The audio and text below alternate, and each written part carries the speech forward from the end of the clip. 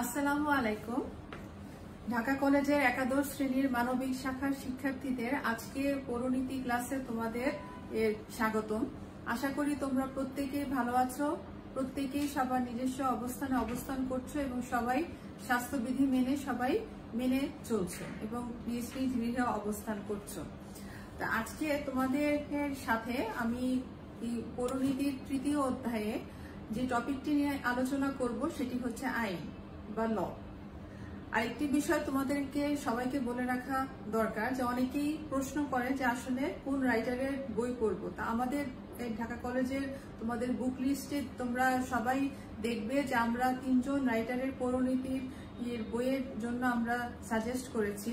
তো তোমাদের নিজস্ব পছন্দ অনুযায়ী এই তিনটি রাইটারের বই এছাড়াও যদি তোমাদের ব্যক্তিগতভাবে তোমরা অন্য কোনো লেখকের বই পড়তে চাও তাহলে তোমরা প্রত্যেকেই পড়তে পারো, এই বিষয়ে আমাদের কোনো বাধ্যবাধকতা নেই। তো আসো তাহলে আমরা সবাই এখন ক্লাসে ফিরে যাই। সেটি হচ্ছে আজকে তোমাদের সাথে আমি আইন নিয়ে তোমাদের সাথে আমি আজকে আলোচনা করব। তো আইনকে আমরা সাধারণ অর্থে আমরা বুঝে থাকি হচ্ছে কিছু নিয়ম কানুন বা বিধিবিধানের সমষ্টি। আইন একটি ফার্সি শব্দ এবং এই ফার্সি শব্দটির অর্থ হচ্ছে কিছু সুনির্দিষ্ট নিয়ম কানুন ও নীতি। তো আইনের ইংরেজি শব্দটি হচ্ছে গিয়ে ল। এই ল শব্দটির আবিধানিক অর্থ একটি টিউটনিক শব্দ থেকে এসেছে, সেটি হচ্ছে ল্যাগ। ল শব্দের অর্থ হচ্ছে গিয়ে স্থির বা অপরিবর্তনীয়। তো এবং সকলের এর সাথে সকল সমাজ এবং সকল সমাজ ব্যবস্থার সাথে সমভাবে প্রযোজ্য কিছু নিয়ম কানুনের সমষ্টিকে আমরা সাধারণভাবে ল বা আইন বলে থাকি। ঠিক আমাদের সমাজ ব্যবস্থায় আমাদের এর কিছু কিছু জিনিসকে আমরা স্থির হিসেবে ধরে থাকি, যেমন চন্দ্র, সূর্য, গ্রহ, নক্ষত্র। আমরা যদি বিশ্ব ব্রহ্মাণ্ডের দিকে আমরা তাকাই তাহলে আমরা দেখব যে এই সকল বস্তু কিন্তু আসলে সবকিছুই কিন্তু স্থির এবং এই স্থির বস্তুটিকে এবং এই স্থির যে আমাদের যে নক্ষত্র মণ্ডল বা আমাদের যে বায়ুমণ্ডল সেটিকে কেন্দ্র করে কিন্তু আমাদের সমাজ ব্যবস্থা বা রাষ্ট্র ব্যবস্থা কিন্তু পরিবর্তিত হচ্ছে। ঠিক একই ভাবে এই সমাজ ব্যবস্থাটাকে আমরা গতিশীল করার জন্য বা এই সমাজ ব্যবস্থাটাকে আরো বেশি সুখময় এবং একটি শান্তিময় পরিস্থিতির দিকে নিয়ে যাবার জন্য আমাদের সমাজেও কিছু কিছু জিনিসকে আমরা স্থির বা অপরিবর্তনীয় হিসেবে দেখে থাকি এবং তার মধ্যে হচ্ছে এই নিয়ম কানুন বা আইন হচ্ছে অন্যতম। কারণ সমাজকে একটি সুন্দর, গতিশীল এবং একটি বাসযোগ্য আবাসস্থল হিসেবে সকল মানুষের কাছে উপস্থাপন করার জন্য সমাজে অবশ্যই আমাদেরকে কিছু সুনির্দিষ্ট নিয়ম কানুন বা কিছু বিধিবিধান মেনে চলতে হয়। এবং সমাজ জীবনে আমরা যদি শান্তি শৃঙ্খলা বা আমরা যদি একটি সুস্থ স্বাভাবিক পরিবেশে জীবনযাপন করতে চাই তাহলে আমাদেরকে প্রত্যেককে কিছু বিধিবিধান এবং নিয়ম নীতি আমাদের মেনে চলতে হবে। এসব বিধিবিধান বা নিয়ম কানুনের সমষ্টিকে আমরা সাধারণভাবে আমরা আইন বলে থাকি। সুতরাং আইন হচ্ছে মানুষের ব্যক্তির কিছু আচরণ নিয়ন্ত্রণ করার জন্য ও কিছু সুনির্দিষ্ট বিধিবিধান যা সমাজ এবং রাষ্ট্র কর্তৃক স্বীকৃত এবং অনুমোদিত।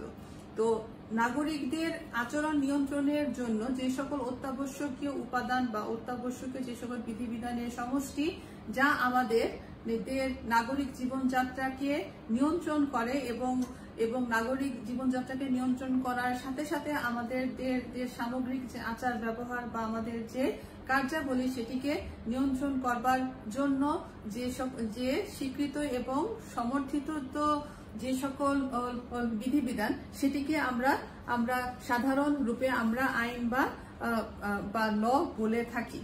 তো এখন অধ্যাপক হল্যান্ডের মতে আইনের উৎসকে তিনি 6টি ভাগে সাধারণত ভাগ করেছেন, যেমন প্রথা, ধর্ম, বিচারকের রায়, ন্যায় বিচার, বিজ্ঞানসম্মত আলোচনা এবং আইনসভা। এবং এর সাথে আরো 3টি উপাদানকে যোগ করার মাধ্যমে আমরা আইনের উৎস আমরা পেয়ে থাকি। তো আসো আমরা এখন আইনের উৎস বা আইন কোথা থেকে এসেছে, কোন জায়গা থেকে প্রচলন সেটি নিয়ে তোমাদের সাথে আলোচনা করে থাকি। আইনের প্রাচীনতম উৎস হচ্ছে প্রথা। আমরা জানি প্রাচীনকালে আমাদের আচার ব্যবহার বা আমাদের রীতিনীতি কে নিয়ন্ত্রণ করত কিন্তু আমাদের যে সকল ধর্মীয় বিধিবিধান বা যে সকল অভ্যাস, ঠিক আছে, যে সকল অভ্যাস বা যে সকল আচার ব্যবহার বা আমাদের যে সকল রীতিনীতি যেটি সমাজের অধিকাংশ মানুষ কর্তৃক সমর্থিত এবং স্বীকৃত এবং সেগুলো দীর্ঘকাল ধরে পালিত হয়ে আসছে, সেটিকে আমরা বলে থাকি প্রথা।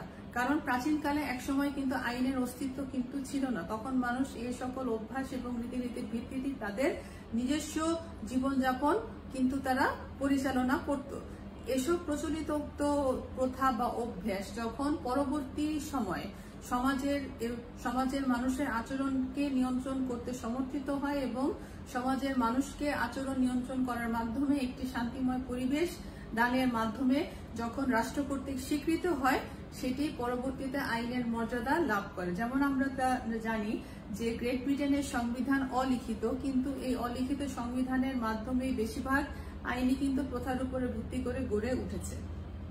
এখন আমরা দ্বিতীয় উৎস নিয়ে আলোচনা করব, সেটি হচ্ছে ধর্মীয় অনুশাসন বা ধর্মীয় যে সকল বিধিবিধান বা ধর্মীয় গ্রন্থ আমাদের সামগ্রিক নাগরিক জীবনকে আমরা নিয়ন্ত্রণ করে এবং আমাদের নাগরিক জীবনবোধকে নিয়ন্ত্রণ করবার জন্য এই ধর্মীয় অনুশাসন বা বিধিবিধানের যে প্রচলন, সেটি কিন্তু বর্তমান সময়েও যেমন প্রচলিত, ঠিক এই ধর্মীয় অনুশাসনকে মেনে চলার যে অভ্যাস বা রীতি, সেটি কিন্তু প্রাচীনকাল থেকে কিন্তু প্রচলিত হয়ে আসছে। কারণ এক সময় কিন্তু সে সময় কোনো আইন ছিল না, কোনো নিয়ম কানুন ছিল না, কিন্তু একটি জিনিস যেটি সৃষ্টির আদি পূর্ব থেকে যেটি ছিল সেটি হচ্ছে গিয়ে ধর্ম।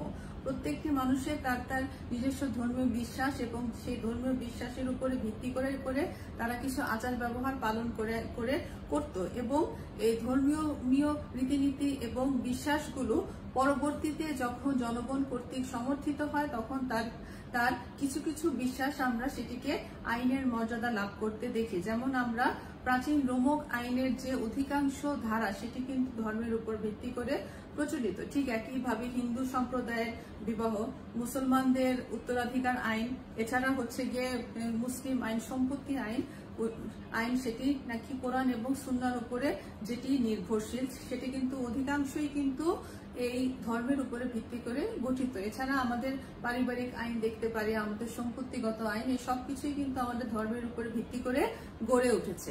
এরপর আমরা দেখব যে বিচারালয়ের সিদ্ধান্ত। বিচারকরা বিচার কার্য যখন দেশের প্রচলিত নিয়ম অনুযায়ী বিচার কার্য সম্পন্ন করে থাকে, তখন অনেক সময় দেখা যায় যে তাদের অনেক সময় শব্দগত অস্পষ্টতা বা অপরাধের ধরন সময়ের সাথে সাথে পরিবর্তন হবার কারণে নতুন ধরনের অপরাধের অনেক সময় বিচার কার্য তাদেরকে সম্পন্ন করতে হয়, যেই বিষয়ে হয়তো তারা পূর্বে অনেক সময় তারা অবগত তারা ছিল না, কিন্তু এই নতুন পরিস্থিতিতে তাদের একটি নতুন অপরাধের যখন বিচার করতে হয়, তখন তাদের উপস্থিত যে বুদ্ধি এবং তাদের মেধা, যোগ্যতা এবং দক্ষতার উপরে ভিত্তি করে তাদেরকে অনেক সময় তাৎক্ষণিক যে কোনো বিষয়ে সিদ্ধান্ত গ্রহণ করতে হয় এবং এই যে সিদ্ধান্তগুলো তারা গ্রহণ করে, সেটি কিন্তু আদালতে বাদী এবং বিবাদী উভয় পক্ষের জন্য সুখকর এবং উভয় পক্ষের জন্যই শোভনীয় এমন কোনো নীতিতে তাদের কিন্তু নীতিগত সিদ্ধান্ত তাদের গ্রহণ করতে হয় এবং এভাবে তারা যে আদালতে একটি নতুন অপরাধের নতুন বিচার কার্য সম্পন্ন করে, সেটি পরবর্তীতে যখন বিচার কার্যগুলো যখন হয়, সেটি একটি অন্যতম দৃষ্টান্ত হয়ে ওঠে এবং এটি পরবর্তীতে আইনের মর্যাদা লাভ করে। ঠিক এভাবে আমাদের সময়ের সাথে সাথে আমাদের নতুন নতুন আইনেরও কিন্তু জন্ম হয়ে থাকে। এরপর আমরা দেখব বিজ্ঞানসম্মত আলোচনা।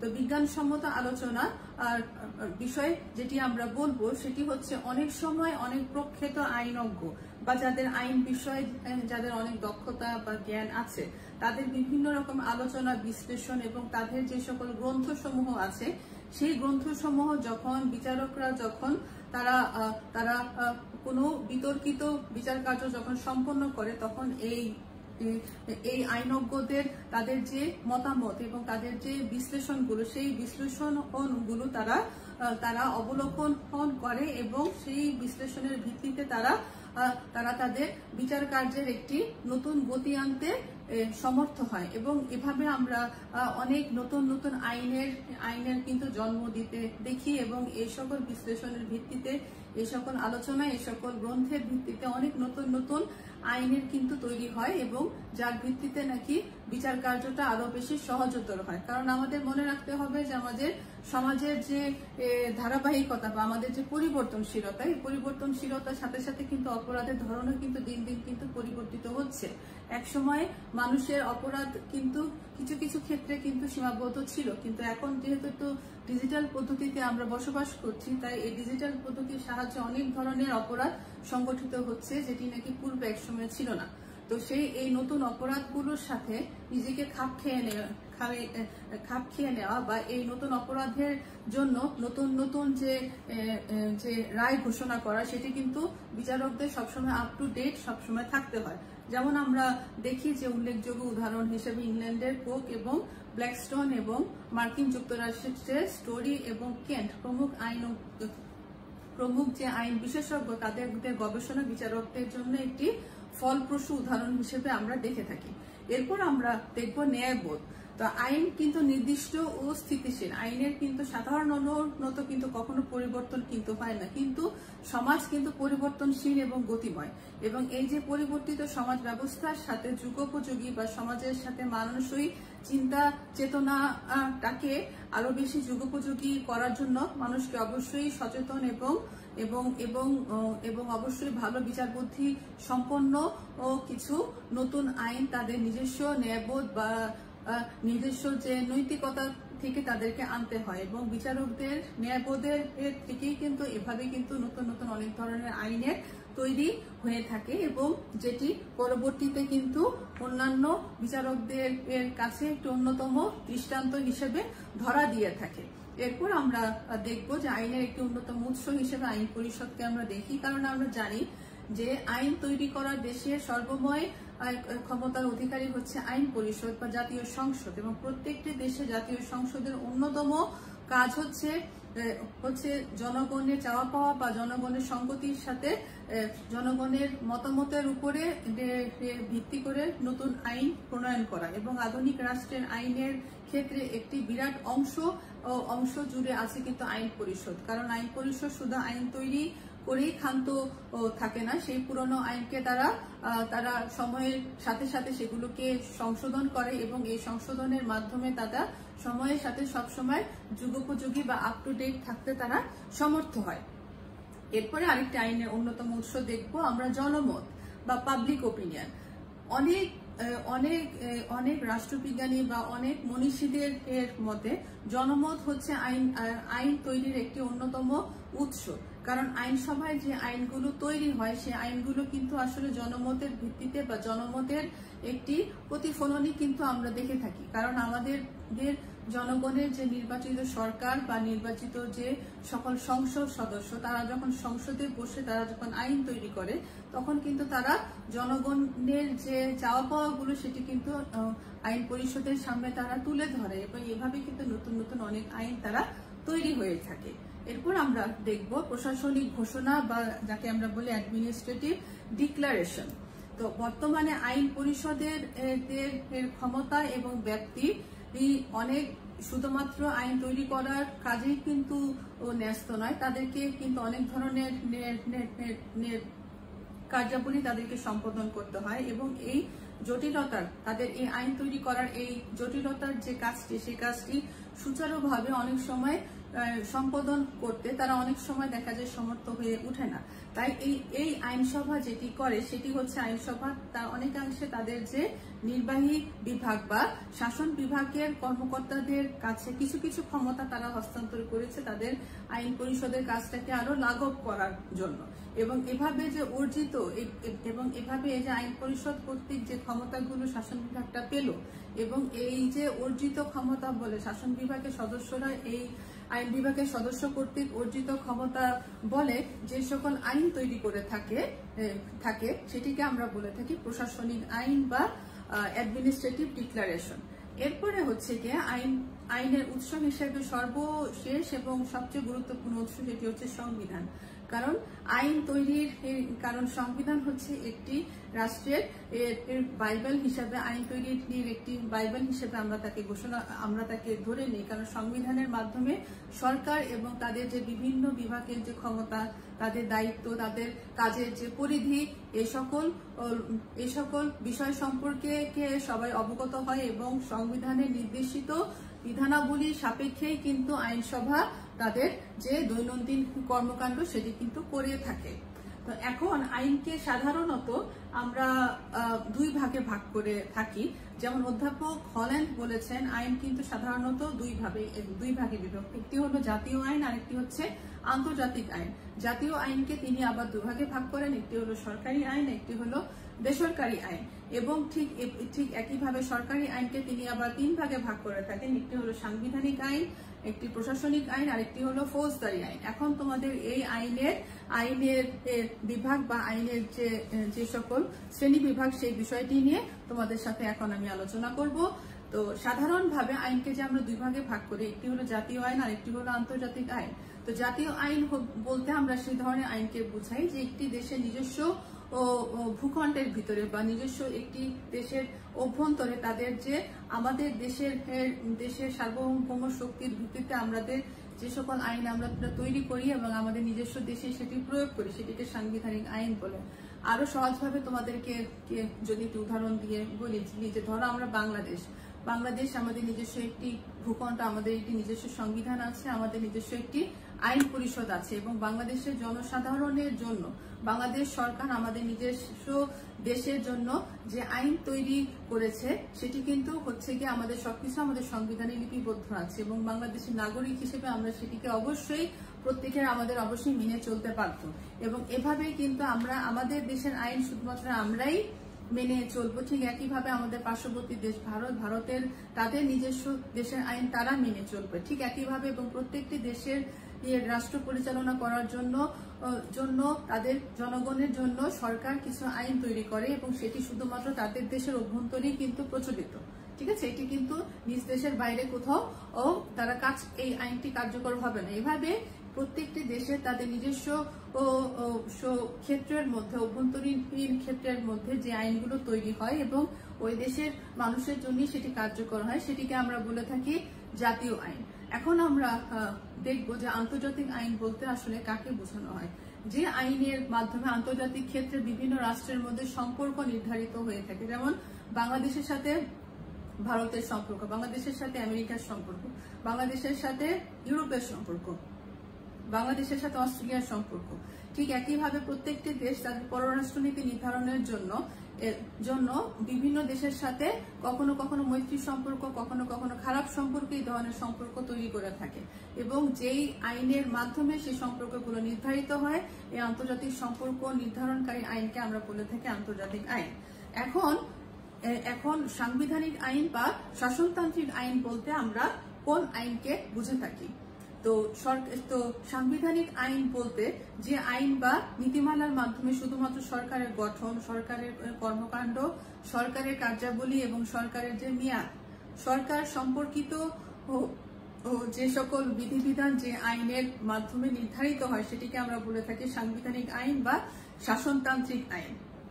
আর প্রশাসনিক আইন বলতে বোঝানো হয় যে ব্যক্তির সাথে শাসন বিভাগের যে সম্পর্ক বা এই যে দেশের সরকার দেশের ব্যক্তিদেরকে শাসন কাঠামো পরিচালনা করছে, সরকারের সাথে শাসন বিভাগের সরকারের সাথে জনগণের যে সম্পর্ক এবং জনগণের যে সকল কাজগুলো জনগণের জন্য সরকার করছে, সরকার জনগণের জন্য যা কিছু করছে, জনগণ সরকারের জন্য যা কিছু করছে, ঠিক একইভাবে যে জনগণের সাথে সরকারের সম্পর্ক নির্ধারণকারী যে সকল আইনগুলো, সেটিকে আমরা বলে থাকি প্রশাসনিক আইন। আর ফৌজদারি আইন বলতে বোঝানো হয় যে সমাজে শান্তি শৃঙ্খলা বা সমাজের নাগরিক জীবনের নিরাপত্তা বিধানের জন্য আমাদের প্রত্যেকেরই এই রাষ্ট্রের থেকে কিছু কিছু আইন মেনে চলতে হয় এবং এই যে অপরাধীকে শাস্তি দেওয়া, অপরাধীকে দণ্ড দেওয়ার যে নীতির উপরে ভিত্তি করে যে আইন তৈরি হয়, সেটিকে আমরা বলে থাকি ফৌজদারি আইন। তো এখন আমরা জানবো যে আইন কাকে বলে, আইনের উৎস এবং আইনের শ্রেণীবিভাগ সম্বন্ধে পড়লাম। এখন আইনের সাথে আরেকটি জিনিস খুবই গুরুত্বপূর্ণ, সেটি হলো নৈতিকতা। বা যাকে আমরা বলি মোরালিটি। নৈতিকতার যে ইংরেজি যে শব্দটা হচ্ছে মোরালিটি, ইংরেজি মোরালিটি শব্দটি এসেছে ল্যাটিন শব্দ মোরালিটাস থেকে, এবং যার অর্থ হচ্ছে সঠিক আচরণ বা সঠিক চরিত্র। তো গ্রিক দার্শনিক প্লেটো, অ্যারিস্টটল প্রমুখ যারা রাষ্ট্রবিজ্ঞানের যারা আদি পুরুষ ছিলেন, তো তারা এই নৈতিকতার উপর তারা বিশেষভাবে গুরুত্ব আরোপ সর্বপ্রথম করেছিলেন। কারণ সক্রেটিস বলেছিলেন সৎ জ্ঞানী হচ্ছে সদ্গুণী হচ্ছে জ্ঞান। তো তিনি বিশ্বাস করতেন যে জ্ঞানী গুণী ব্যক্তিরা কখনো সমাজে কোনো অপরাধ বা অন্যায় কখনো করতে পারে না, এবং এই যে ন্যায়বোধের যে ধারণা বা এই যে জ্ঞান এবং জ্ঞানী গুণী ব্যক্তির ভিতরে যে মানবিকতা, সেই বিষয়টির উৎসটা কিন্তু সর্বপ্রথম সক্রেটিসই আমাদেরকে বলেছিলেন। আর অন্যায়বোধের উৎস হচ্ছে অজ্ঞতা। তো পরবর্তীতে যারা রোমান দার্শনিক যারা ছিল, তারা এই প্রথাগত আচরণের সাথে মাস শব্দটি যুক্ত করেন, এবং এই ল্যাটিন এই মাস শব্দ থেকে মোরালস এবং মোরালিটি শব্দটির উদ্ভব ঘটেছে। তো মোরালিটি বা নৈতিকতা হচ্ছে মানুষের আচরণের যে প্রত্যেকটি মানুষের ভিতরে অন্তর্নিহিত যে সকল ধ্যান ধারণা বা চিন্তা ভাবনা, যে সকল শক্তি যা আমাদের যে সুকুমার বৃত্তি অনুশীলনে আমাদের সাহায্য করে। এবং নৈতিকতা বা ন্যায়বোধ এটি হচ্ছে একটি মানসিক বিষয়। এটি আসলে মানুষের একটি উচ্চ গুণাবলীর একটি সংমিশ্রণ আমরা অনেক সময় বলতে পারি। কারণ এই নীতি নৈতিকতা সমাজে মানুষের যে সকল কর্মকাণ্ড, কোনটি ভালো কোনটি মন্দ, আমাদের প্রত্যেকটি মানুষের কর্মকাণ্ড কিন্তু এই ন্যায়বোধ থেকে কিন্তু পরিচালিত হয়। নৈতিকতা কারোর নৈতিকতাকে ইতিবাচক অর্থে আমরা দেখি, কারোর নৈতিকতাকে আমরা নেতিবাচক অর্থেও আমরা দেখে থাকি। কি কারণ হচ্ছে গিয়ে সমাজের যে প্রত্যেকটি মানুষের যে চিন্তা ভাবনা কখনো একরকম না। এই যে মানুষের যে সৎ গুণাবলী বা মানুষের যে ইতিবাচক গুণাবলীর যে সকল সমষ্টি, সেটি হচ্ছে গিয়ে নৈতিকতা বা মোরালিটি একটি বলতে আমরা বুঝে থাকি। এবং এই নৈতিকতা বা মোরালিটি এটি পুরোপুরি একজন ব্যক্তির মানবীয় গুণাবলীর সমষ্টি। কারণ এই নৈতিকতা কখনো খালি চোখে কখনো দেখা যায় না। শুধুমাত্র আইন বা রাষ্ট্রের কিছু বিধিবিধান দিয়েই কিন্তু মানুষের নাগরিক জীবন কখনো নিয়ন্ত্রণ করা যায় না। বরং এই যে নৈতিকতা, যে জনগণের প্রতি শ্রদ্ধাবোধ, সকলকে নীতিবান হতে পরামর্শ দেওয়া, দুর্নীতি এবং স্বজনপ্রীতি লিপ্ত না থাকা, আইনকে উজ্জ্ব না করে আইনকে সবসময় শ্রদ্ধা করা। মানুষ যদি মানুষের ভিতরে বিবেকবোধ থেকে যদি আইনকে শ্রদ্ধা না করে, তাহলে কিন্তু কখনো একটি দেশে আইন কখনো সঠিকভাবে কিন্তু কখনো প্রচলন হতে পারবে না। তো নৈতিকতা মূলত এটি একটি ব্যক্তিগত এবং সামাজিক বিষয়। নৈতিকতা মানুষের আচরণকে নিয়ন্ত্রণ করে এবং তার প্রধান লক্ষ্যই হচ্ছে সমাজ কল্যাণ এবং মানব কল্যাণ, এবং এভাবে একটি শান্তিময় সমাজ ব্যবস্থা গড়ে তোলা যায়। এখন নৈতিকতার সাথে আইনের যে একটি সম্পর্ক, সেটি কিন্তু গভীর। নৈতিকতার সাথে আইনের যদি আমরা সম্পর্ক বিশ্লেষণ করি, তাহলে এর মধ্যে কিছু সাদৃশ্য দেখব, এর মধ্যে কিছু বৈসাদৃশ্য দেখব। উভয়ের মধ্যে কিছু মিল আছে, আবার কিছু অমিলও আছে। যেমন আমরা দেখব, আমরা যদি এই সাদৃশ্যের কথা আমরা যদি আলোচনা করি, তাহলে আমরা দেখব যে আইন এবং নৈতিকতার লক্ষ্য কিন্তু এক এবং অভিন্ন। উভয়ের কাজ কিন্তু সমাজে কিন্তু শান্তি শৃঙ্খলা বজায় রাখা। যেমন আইন তার আইন প্রয়োগ করে সমাজে শান্তি শৃঙ্খলা ঠিক রাখে, ঠিক নৈতিকতা কি করে মানুষের মধ্যে এই ভালো গুণাবলীর সংমিশ্রণ ঘটিয়ে আইনটাকে যেন প্রত্যেকটি মানুষ সঠিকভাবে মেনে চলে, সেই দিকটির প্রতি খেয়াল রাখে। কারণ প্রত্যেকটি মানুষের মধ্যে যদি নীতিগতভাবে যদি সঠিক গুণাবলীর সংমিশ্রণ না ঘটে, তাহলে কিন্তু আইনটাকে কিন্তু কোনো মানুষ মেনে চলবে না। এবং উভয়েরই লক্ষ্য হলো গিয়ে সমাজের শান্তি শৃঙ্খলা বজায় রাখা এবং মানব কল্যাণ সাধন করতে চেষ্টা করা। যেমন একে অপরের আইন এবং নৈতিকতা আমরা একে অপরের পরিপূরক বা একে অপরকে প্রভাবিত করে আমরা বলতে পারি। যেমন ন্যায় এবং অন্যায় সম্পর্কিত যে আমাদের যে ভিতরকার যে ধারণা, সেটি অনেক সময় কিন্তু আইনে পরিণত হয়। যেমন আমরা অনেক সময় আমাদের যে অনেক আইন কিন্তু কোনো দিকে দূর করে সুনীতিকে প্রতিষ্ঠিত করতে সমর্থ হয়। যেমন সতীদাহ প্রথা বা সম্মরণ প্রথাকে একসময় ভারতে নীতি বা ধর্মভঙ্গে বলে মনে করা হতো, এবং ব্রিটিশ সরকার সেটিকে আইন করে সেটিকে এই প্রথাটাকে বন্ধ করে দেয়। এবং বর্তমানে আমরা দেখি প্রায় অনেক রাষ্ট্রে এই যে বর্ণ প্রথাটাকে সাংবিধানিক ভাবে আইন করে সেটিকে রহিত করে দেওয়া হয়েছে, কারণ মানুষের মধ্যে সৎ গুণাবলী বা ভালো গুণাবলীর সংমিশ্রণ ঘটেছে এবং সমাজের যে সকল কর্মকাণ্ড বা সমাজে যে সকল প্রথা যেটিকে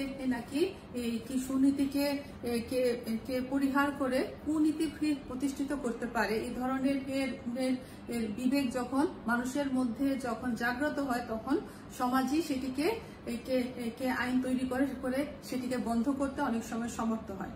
নৈতিকতা এবং আইন উভয়ের মধ্যে একটি ঘনিষ্ঠ সম্পর্ক রয়েছে। আইন হচ্ছে মানুষের সামাজিক যে ন্যায়বোধের সেটির প্রতিফলন, কারণ যে দেশের আসলে মূল্যবোধ অনেক বেশি বা সেই দেশে কিন্তু জনগণ কিন্তু আইনটাকে মেনে চলেও কিন্তু অনেক বেশি, এবং যে সকল দেশের জনগণের মধ্যে মূল্যবোধ বা ভালো গুণাবলীর সংমিশ্রণ খুব কম, সেই দেশে কিন্তু আইন কখনো তৈরি হওয়া যায় না, বা সেই আইনটাকে যদি আমরা তৈরিও করি তাহলে কিন্তু মানুষ কখনো মেনে নিবে না।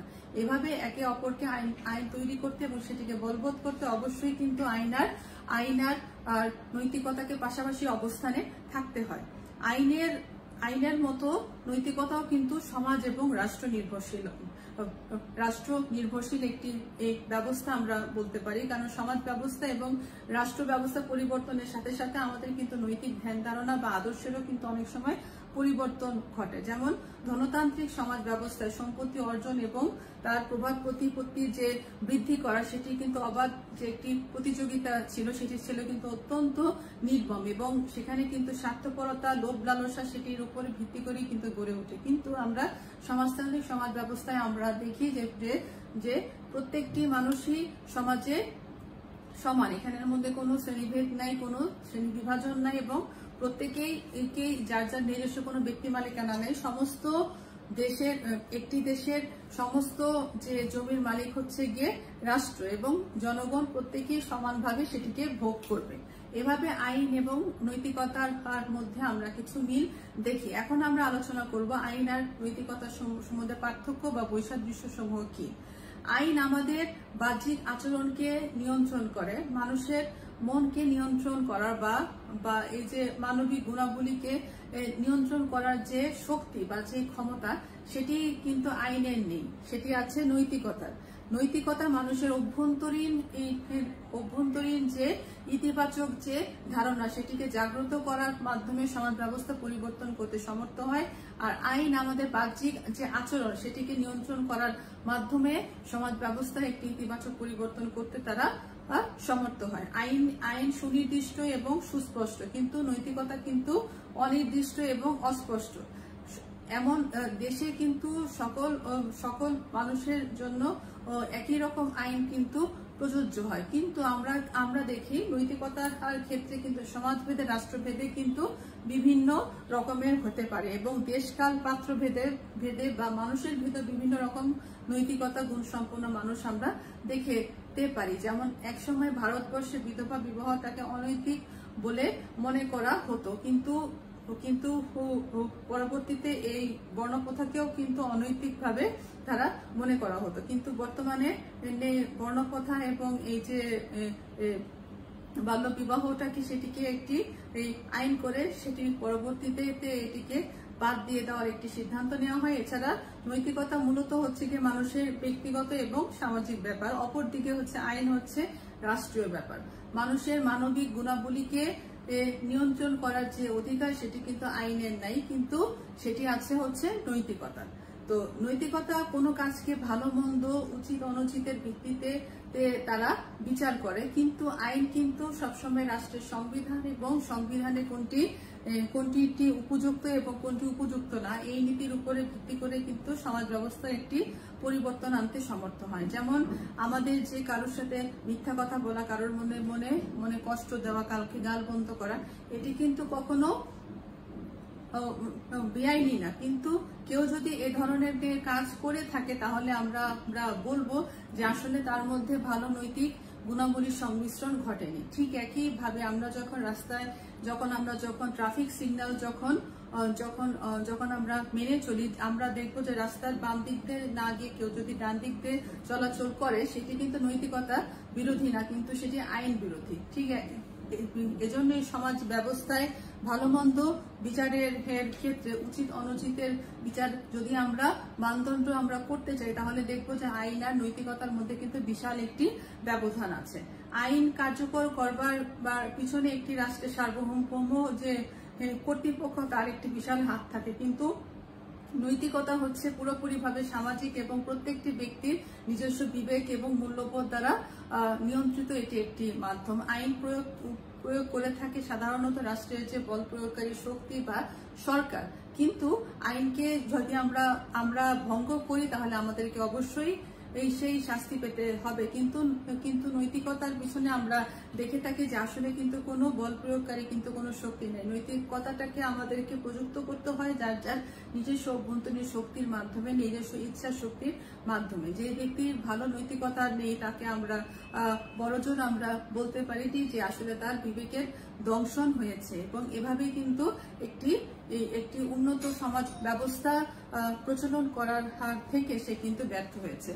তো আইন এবং নৈতিকতা সম্পর্কে আমরা যেটা আলোচনা করে দেখলাম যে উভয়ের মধ্যে আমাদের কিছু কিছু ক্ষেত্রে পার্থক্য থাকলেও আমাদের উভয়ের মধ্যে কিন্তু যথেষ্ট রকমের মিলও আছে, এবং আমরা দেখি যে উভয় কিন্তু একে অপরের একটি পরিপূরক। কারণ যখন কোন একটি রাষ্ট্রের সমাজ ব্যবস্থা আইন এবং নৈতিকতার উপরে ভিত্তি করে যখন গড়ে ওঠে, তখনই কিন্তু সেই রাষ্ট্রের সমাজ এবং আইনটি কিন্তু জনগণ কর্তৃক স্বীকৃত এবং সমর্থিত হয়। কারণ নৈতিকতা বিরোধী কোনো আইনই কিন্তু একটি স্বাধীন, সার্বভৌম এবং গণতান্ত্রিক রাষ্ট্রে কখনো প্রযুক্ত হবে না, এবং একটি উন্নত সমাজ ব্যবস্থা গড়ে তুলতে হলে উন্নত মূল্যবোধ সম্পন্ন যেমন জনগণ প্রয়োজন, এবং সেই জনগণকে নিয়ন্ত্রণ করবার জন্যই কিন্তু রাষ্ট্রীয় আইনও কিন্তু একটি উপযুক্ত মাধ্যম হিসেবে আমরা দেখে থাকি। তো সবাই ভালো থাকো। আগামী ক্লাসে তোমাদের সাথে এই তৃতীয় অধ্যায়ের অন্য একটি টপিক নিয়ে তোমাদের সাথে আলোচনা করব। ধন্যবাদ।